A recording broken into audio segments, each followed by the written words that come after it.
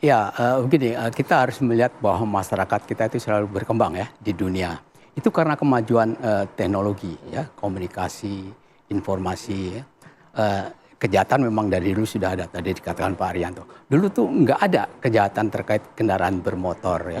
Begal pun kan kalau orang jalan kaki atau pedati itu istilah begal dirampok ya. Nah, Ya. sekarang ini termasuk juga sebagai kejahatan baru ya terkait kendaraan bermotor Ya. ya. Dan ini salah satu kejahatan yang terorganisasi ya, sistematis ya. Itu ada jaringannya ya. Mungkin kan nanti terkait dengan perubahan STNK ya dan sebagainya. Nah ini Pak Arianto lebih tahu barangkali kenapa STNK sudah terjadi ya. Nah sementara itu sekarang komunikasi terbuka ya, di mana-mana kita seakan-akan liar, apapun bisa terjadi ya.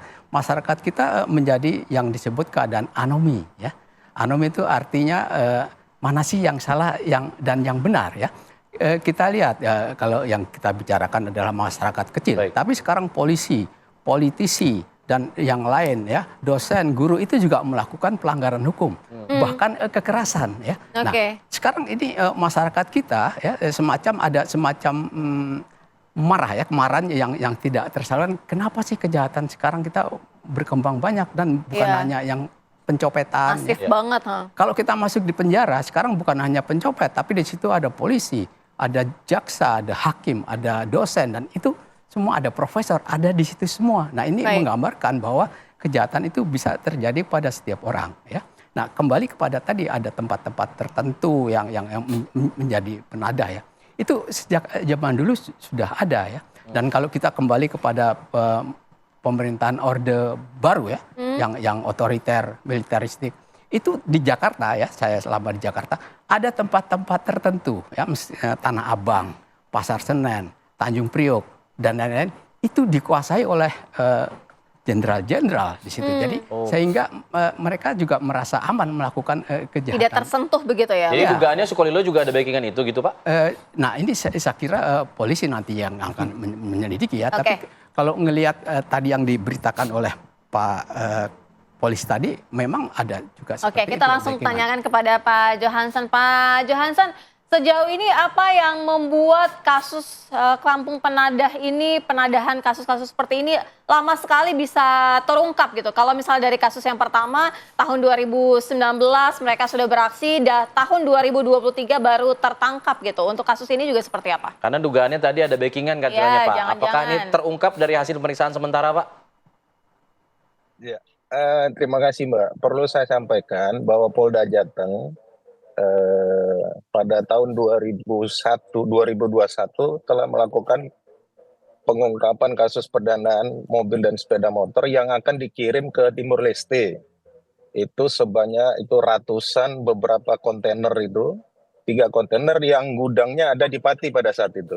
Gudangnya pengumpulan ada di Pati, kemudian pada saat mau dikirim ke Pelabuhan Tanjung Mas, kita melakukan pengungkapan pada tahun 2021.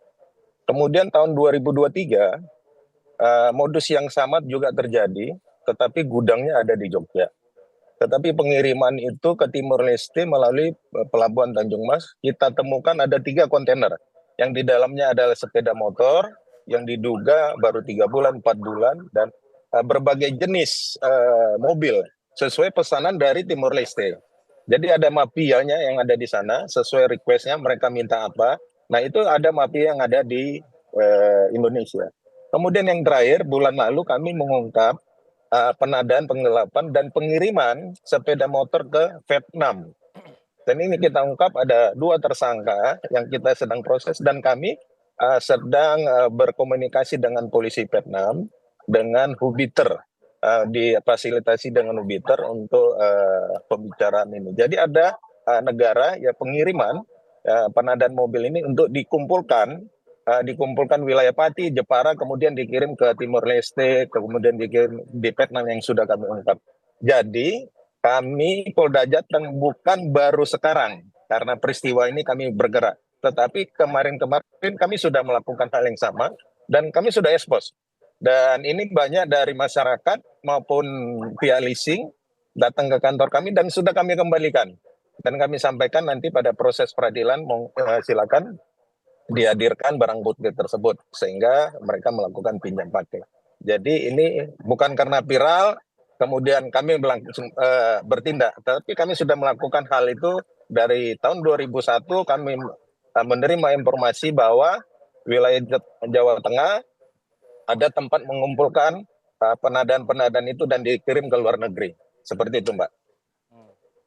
Baik.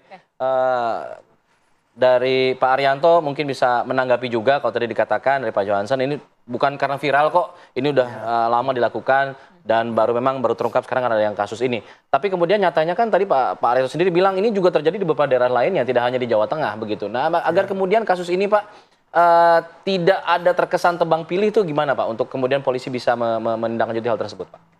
Tidak ya, fenomena kesehatan itu saya kayak ke gunung es ya. Yang kelihatan itu cuma sedikit, tapi sebenarnya yang terjadi banyak sekali dan masif di masyarakat. Kalau saya mau ngomong nanti sangkanya saya skeptis ya, kok seakan-akan kita pesimis. Tapi pengalaman saya selama 50 tahun itu, sekarang dihitung lah sekarang ya. Pakai gampang aja, sehari terjadi berapa kecurian kendaraan? Berapa yang ketangkap? Iya, betul.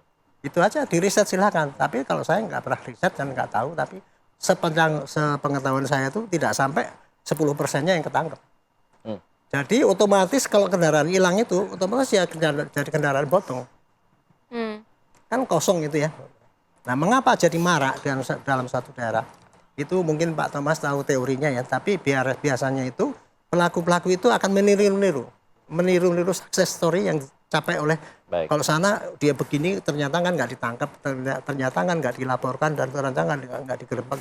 Ya akhirnya yang lain-lain pada ikut. Terjadilah jaringan. Seperti ini penadaan ini tidak selalu terorganisir. Ini hanya kebanyakan orang-orang hanya ikut-ikutan ya karena ikut membeli kendaraan kosong karena tidak pernah terima. Bukan berarti ada backingan Pak? Enggak. Contoh ini, saya dulu pernah dinas di Polwil Malang. Itu ya, di sana setiap saya masuk ke kota itu ada 3 terjadi pelanggaran. Kalau nggak melawan arus, nggak pakai helm, boncengan 3. Segitu parahnya. Ketika saya razia, ternyata hampir semuanya kendaraan tuh bodong. Saya lakukan operasi. Kebanyakan, waktu itu banyak ojek yang menguasai. Saya adakan operasi besar-besaran. Demo mereka. Polsek saya dibakar. Tuntutannya apa? Saya minta kepada Pak Kapolwil, tolong untuk daerah saya jangan. Motor-motor ojek nggak usah pakai STNK. Nggak usah pakai helm. Bebas mengangkut 2-3. Itu kayak gitu Pak. Jadi gejala masyarakat segitu melonjaknya gitu ya karena terjadi pembiaran ya dalam tanda petik. Itu. Jadi gejalanya kayak itu yang saya alami dalam praktek gitu. Jadi karena lingkungan yang paling utama. Oke.